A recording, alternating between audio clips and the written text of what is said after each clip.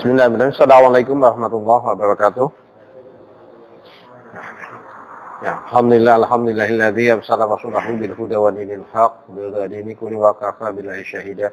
Syada la ilaha illallah wahdahu la syarika lah, syada anna Muhammadan abduhu wa rasuluhu nabiyyu.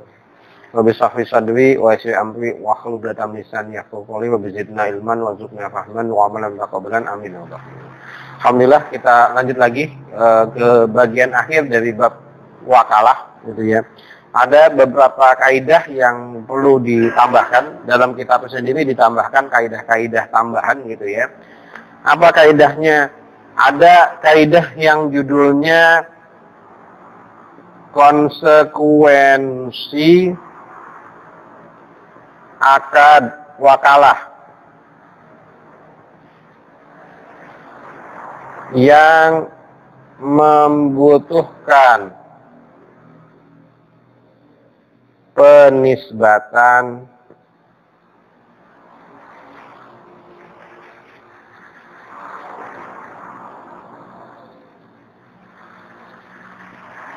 yang tegas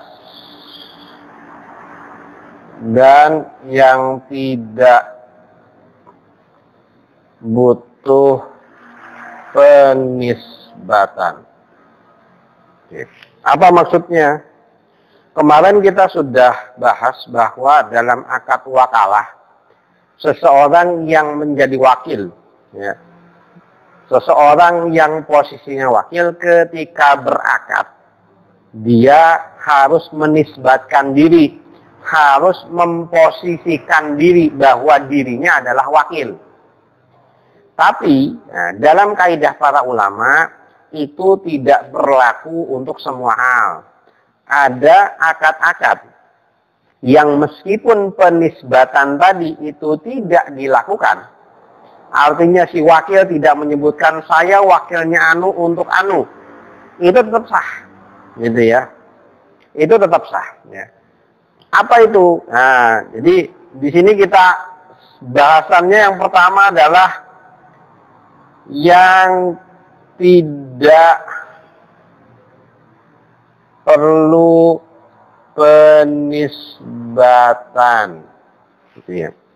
Artinya tidak perlu penisbatan adalah ketika tidak dinisbatkan, akad ini tetap berjalan. Apa saja? Yang pertama adalah jual beli, gitu ya. Secara umum yang namanya jual beli dia tetap sah meski wakil tidak menyebutkan penisbatan. Ya. Maksudnya gimana? Misalnya, ini baik wakil posisi sebagai penjual maupun wakil posisi sebagai pembeli. Contohnya wakil posisi sebagai penjual. Ada seseorang pemilik barang, mewakilkan kepada seseorang, kita sebut si A, untuk menjualkan barangnya. Maka ketika si A ini sebagai wakil menjualkan barangnya, dia tidak perlu menyebutkan saya menjualkan sebagai wakil si A untuk barang bla bla bla. Tidak seperti itu ya. Tidak perlu disebutkan tegas, gitu ya. Tidak perlu disebutkan tegas oleh para ulama untuk kasus jual beli, tanpa disebutkan penisbatannya pun tetap sah. Barang ini dijual seharga sekian, saya terima, sudah selesai, gitu ya. Jadi tetap sah. Begitu pula sebagai pembeli. Seorang pembeli yang mewakili juga sama. Ketika seorang pembeli yang mewakili pembeli membeli sesuatu, dia wakil. Maka ketika dia membeli sesuatu, dia tidak perlu menyebutkan saya membeli barang ini untuk si A. Nggak perlu. Dan ketika dia sudah beli atas perintah seseorang yang mewakilkan, muwakil, ya kan gitu ya, maka barang itu bukan milik dia, tapi milik yang dia wakilkan, gitu ya. Jadi jual beli itu tetap sah meskipun wakil tidak menyebutkan penisbatan. Gitu ya. Apalagi di sini juga ditambahkan, nah, jual beli dengan serah terima. Gitu. Apa maksudnya jual beli dengan serah terima? Jual beli yang dalam bahasan al-bai ada jual beli khusus yang dimana jual beli itu harus ada serah terima baru jual belinya sah. Kita ingat ada bahasan kita jual beli yang harus yadan biyadin, ya, tangan ketemu tangan, cash and carry, tunai gitu ya. Jadi tunai. Jadi jual beli dengan serah terima atau mungkin kita bahasanya tunai, gitu ya. Ini juga sah, ya, meski tanpa penisbatan.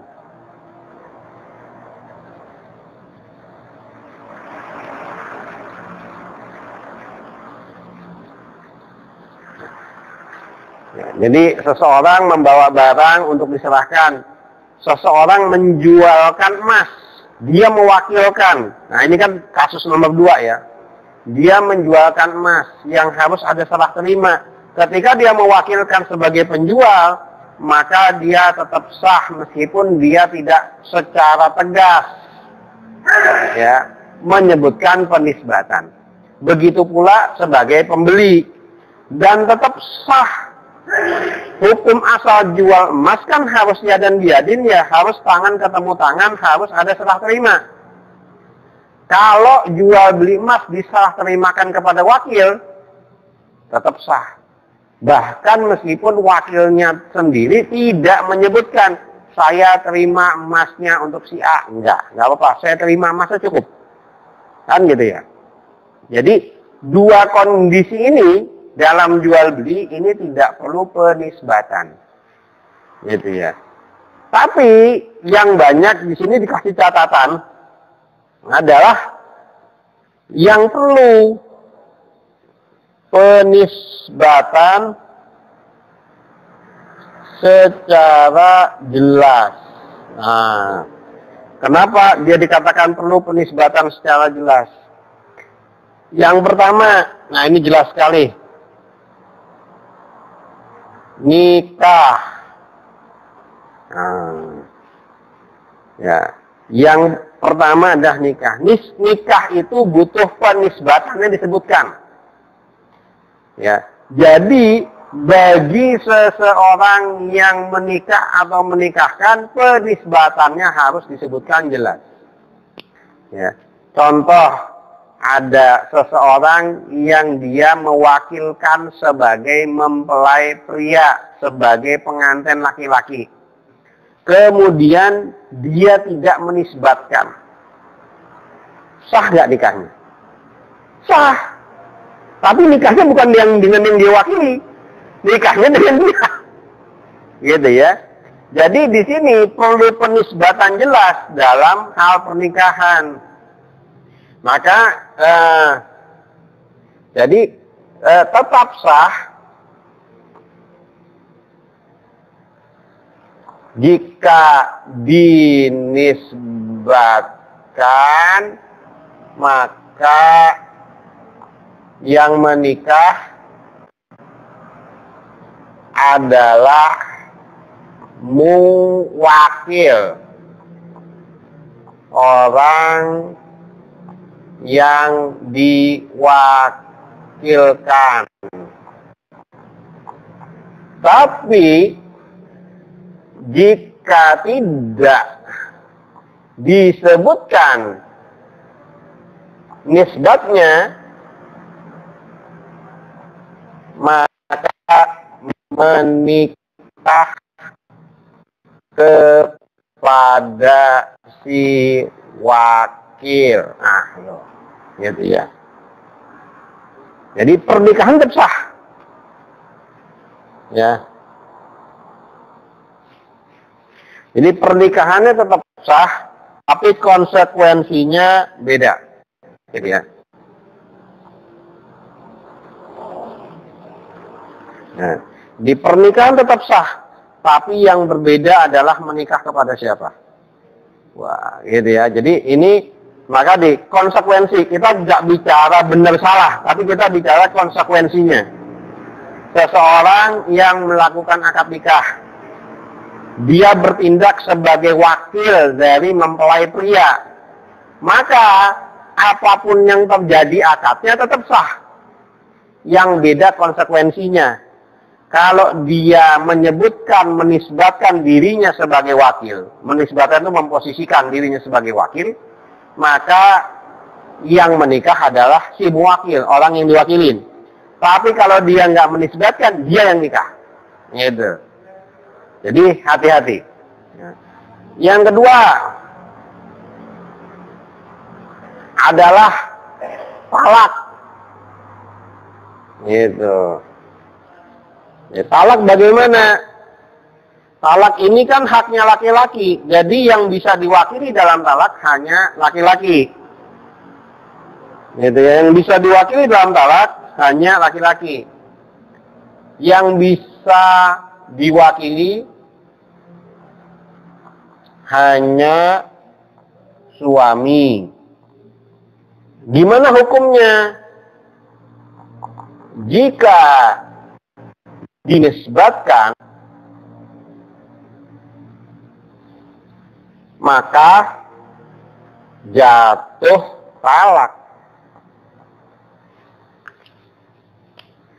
Seorang suami seorang wakil yang mewakili seorang suami menyatakan kepada istrinya, si suami tadi, mewakil tadi, saya mewakili suami kamu si A mentalak kamu. Itu sah. Gitu ya. Tapi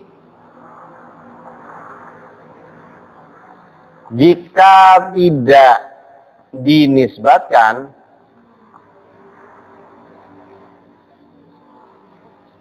maka tidak sah. Kok nggak sah? Wong dia bukan siapa-siapanya. Misalnya gini, ada seorang suami istri, ya, tiba-tiba si suaminya mewakilkan kepada seseorang, kepada si wakil. Wakilnya kemudian menyebutkan gini, saya talak kamu. Padahal bukan istrinya kan. Gitu ya. Jadi talaknya nggak sah. Gitu. Kenapa? Karena dia menalak sebagai dirinya dan dirinya nggak punya hak juga untuk melakukan talak kan gitu ya. Maka seorang wakil yang tidak menisbatkan kepada muwakil dalam hal talak, talaknya tidak sah. Gitu ya. Jadi harus hati-hati ya. Harus hati-hati. Gitu. Yang ketiga, hibah. Ya, ini juga harus dinisbatkan. Itu ya, hibah harus dinisbatkan. Ya, ketika melakukan hibah, maka ini kan akad yang mengikat. Ya. Kalau dia nggak dinisbatkan, nanti akadnya jadi rusak. Yang keempat adalah perdamaian.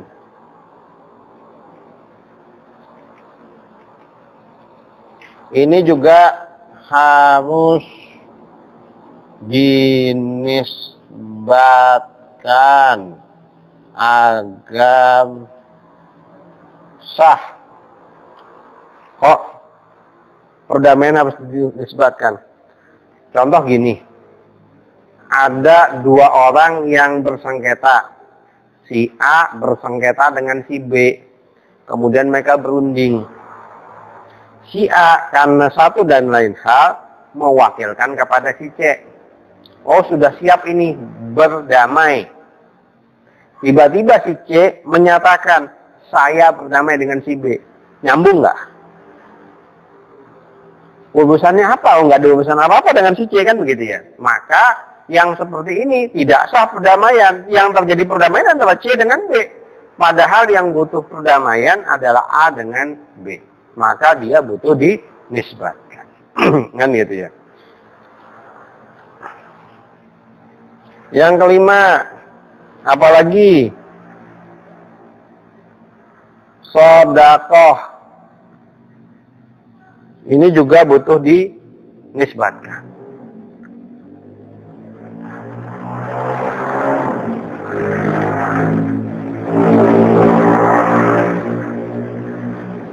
Ya. Sedekah apa sah? Tetap sah sih, sedekah tetap sah. Tapi nanti akan berbeda konsekuensinya ketika dia dinisbatkan.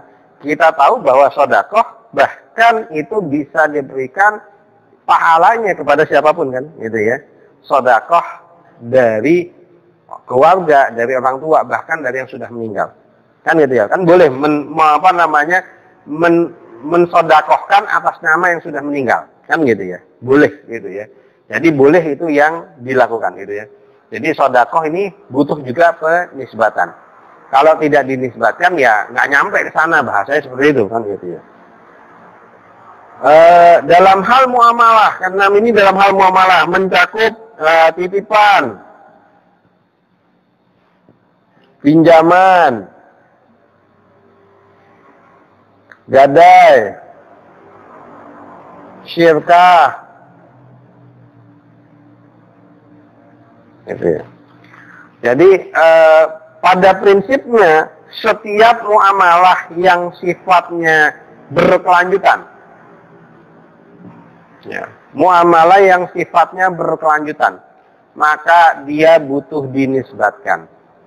Titipan ini kan juga berkelanjutan. Ya, orang yang dititipi atau yang menitipi kan pasti nanti ada kelanjutannya. Kalau dititipin dia harus mengembalikan, kalau menitipi dia nanti akan minta pengembalikan. Kan begitu ya, ada kelanjutan. Sehingga harus jelas siapa menitipi apa kepada siapa, maka butuh penisbatan. Pinjaman juga sama.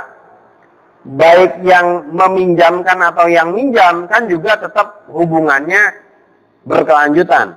Ada konsekuensi lebih lanjut. Gadai juga sama, syirkah juga sama. Maka penisbatannya harus jelas. Kenapa? Karena konsekuensi hukumnya nanti kembali tergantung dari akad. Ya, kalau salah nyebutkan akad, maka mengikat. Misalnya ada yang nitipin kepada seseorang, pada dia wakil, yaitu ya saya terima titipannya tanpa menisbatkan, maka dia yang tanggung jawab. Kan gitu ya, maka dia yang tanggung jawab. Gitu. Nah itu yang harus hati-hati. Nah jadi kehati-hatian untuk menisbatkan dalam hal wakalah, ini berlakunya harus di semua hal. Sebenarnya pengecualian hanya lebih kepada jual beli, karena jual beli ini sudah dimaklum. Ya, jual beli itu kan terjadi perpindahan barang sudah selesai. Gitu ya. Barangnya pindah, uangnya pindah, sudah selesai. Dan dia tidak ada konsekuensi jangka panjang. Gitu. Sedangkan yang lain ini konsekuensi jangka panjang. Nah, akan lebih baik ketika semua dinisbatkan juga nggak masalah. Cuma kalau jual beli butuh dinisbatkan repot. Coba bayangkan kasir di swalayan.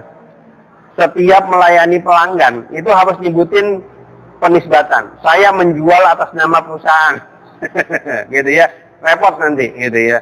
Tapi kalau ini kan akad-akad yang memang umum ya. Kita nggak melakukan secara rutin dan memungkinkan untuk dinisbatkan. Gitu.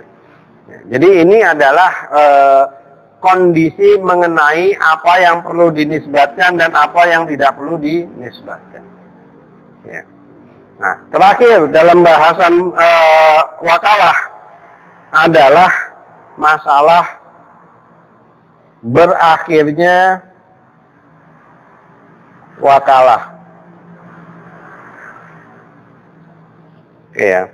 Berakhirnya wakalah. Kapan sih berakhirnya wakalah? Berakhirnya wakalah ini banyak sebabnya. Ya, banyak sebabnya, banyak kondisinya. Hanya para ulama mencoba merumuskan biar orang ngeh. Ada wakalah yang dia memang disengaja untuk selesai, ada yang tidak sengaja otomatis selesai karena kondisi dan situasi tertentu. Apa saja berakhirnya wakalah? Tentu nomor satu adalah muwakil memberhentikan wakilnya. Selesai kan? Gitu ya. Jadi seorang muwakil memberhentikan wakilnya, berarti selesai wakalahnya kan gitu ya. Ini pertama. Yang kedua, nah, muwakil melakukan sendiri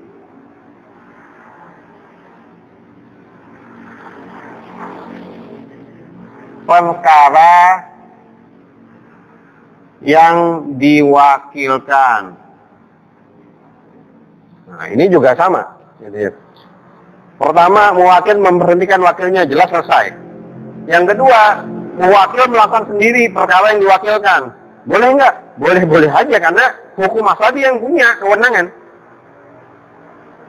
Gitu. Ketika seorang pemilik kewenangan melakukan sesuatu berdasarkan kewenangannya, maka perwakilannya kemudian jadi batal. Karena sudah dikerjakan kan gitu ya. Sudah nggak perlu lagi wakil. Yang ketiga, selesainya tujuan wakalah. Artinya objek perwakilan sudah selesai. Mewakilkan seseorang dalam jual beli, ketika sudah selesai jual beli berarti selesai perwakilannya. Mewakilkan seorang dalam akad nikah, ketika akad nikah sudah berlaku berarti sudah selesai. Kan gitu ya. Itu yang disebut selesainya tujuan wakalah. Objek wakalahnya sudah clear, sudah selesai. Ya, itu maka otomatis wakalah juga selesai. Yang keempat, muwakil atau wakil kehilangan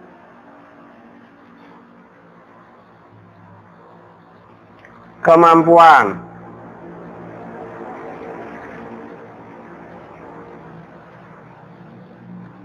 atas objek perwakilan.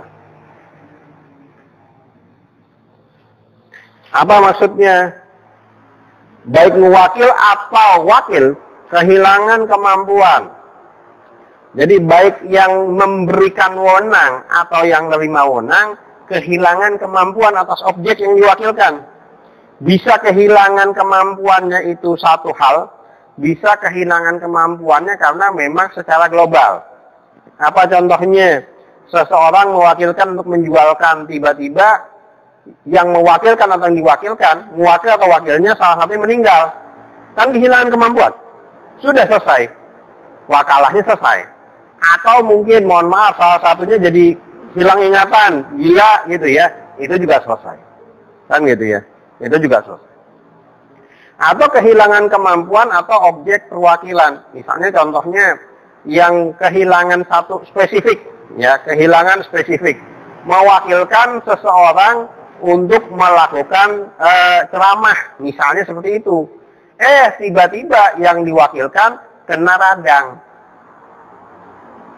Kan nggak bisa dilakukan kan gitu ya. Nggak bisa dilakukan. Maka wakalahnya selesai. Gitu ya. Spesifik. Ini sekedar contoh saja. Ya, baik dari yang ekstrim karena wafatnya salah satu, hilang ingatan, gila kan gitu ya, kehilangan akal hingga sakit dan lain sebagainya yang menyebabkan baik muwakil atau wakil itu kehilangan kemampuan. Kan kalau orang yang memberikan amanah dia nggak punya kemampuan itu, nggak punya kewenangan atas amanah, kan dia juga nggak bisa memberikan amanah tadi, kan gitu ya. Seseorang yang kemudian mohon maaf terkena penyakit gila, maka dia tidak sah mewakilkan. Ketika dia mewakilkan masih waras, terus dia terkena penyakit, gitu ya. Akalnya nggak sehat, maka perwakilan itu jadi nggak sah. Karena dia sudah kehilangan kemampuan tadi, yang harusnya dia miliki. Yang kelima,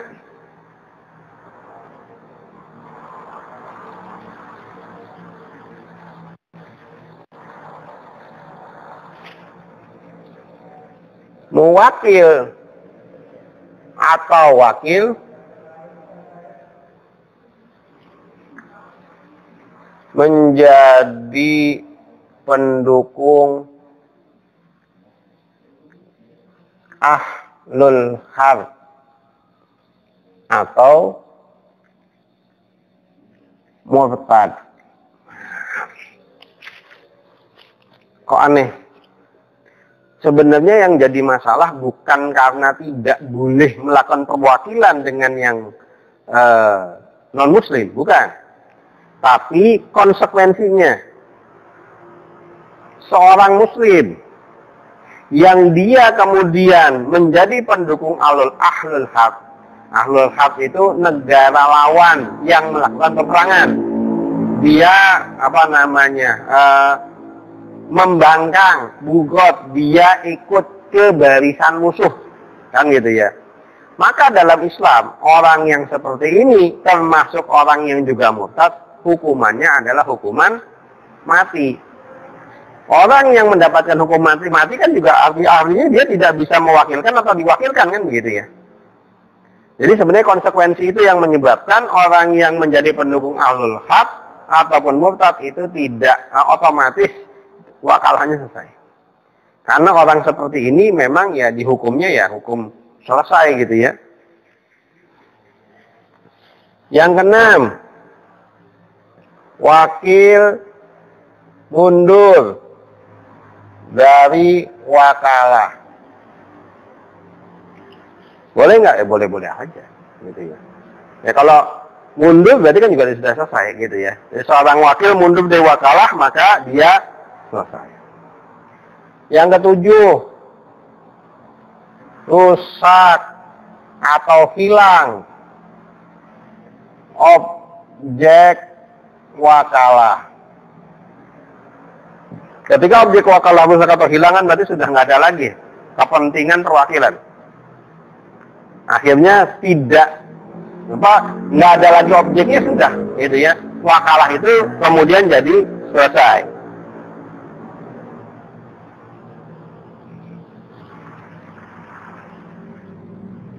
Kedelapan, hilangnya kepemilikan muwakil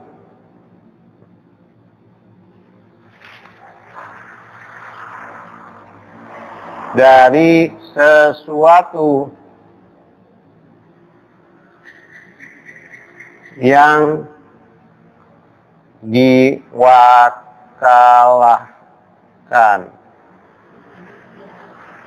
Kok bisa? Ya ini sekedar catatan aja, memungkinkan kondisinya. Ya.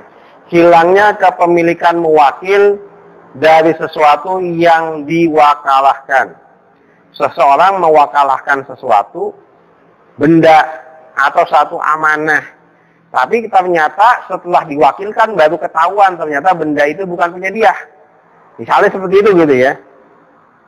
Itu bisa saja gitu ya terjadi, memungkinkan terjadi. Maka wakalahnya juga selesai. Gitu ya. Misalnya seorang bapak mewakilkan untuk menikahkan anaknya. Ternyata baru ketahuan itu bukan anaknya. Kan hilang kan gitu ya. Kepemilikan amanahnya itu hilang, maka wakalahnya juga jadi tidak sah. Kesembilan, bangkrut. Nah, kenapa bangkrut ini kemudian menyebabkan wakalah berakhir? Karena hartanya disita. Dan dalam Islam kalau seseorang itu dinyatakan bangkrut oleh pengadilan, hartanya itu disita oleh pengadilan untuk digunakan membayar hutang-hutang dulu. Ketika sudah clear, baru sisanya dikembalikan. Maka kan otomatis itu sebenarnya sama seperti nomor 8. Tapi beda kondisi, yang satu kondisi biasa, yang satu kondisi jelas global, dia adalah bangkrut. Gitu ya. Bisa seperti itu. Ke-10, pengingkaran.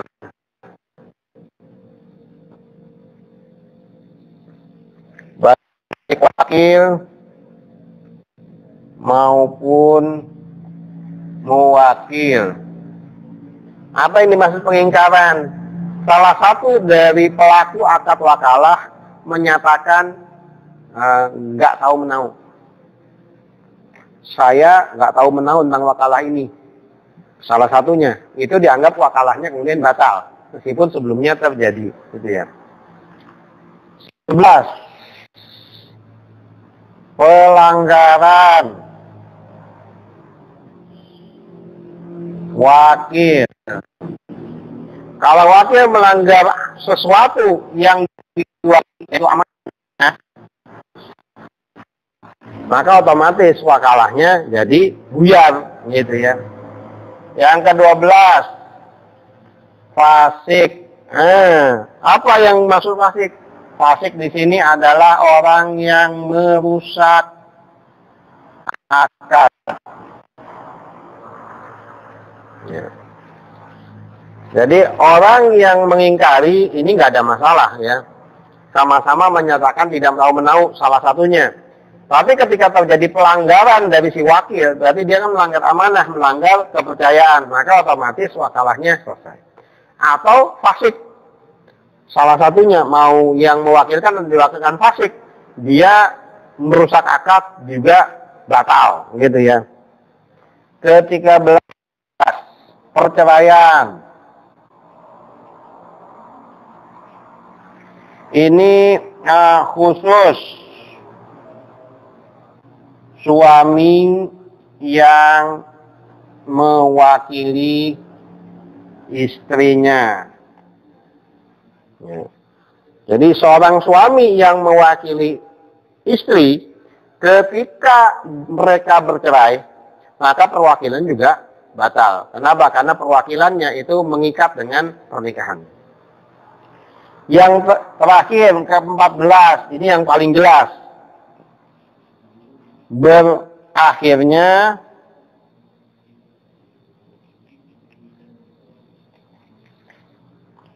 masa wakalah.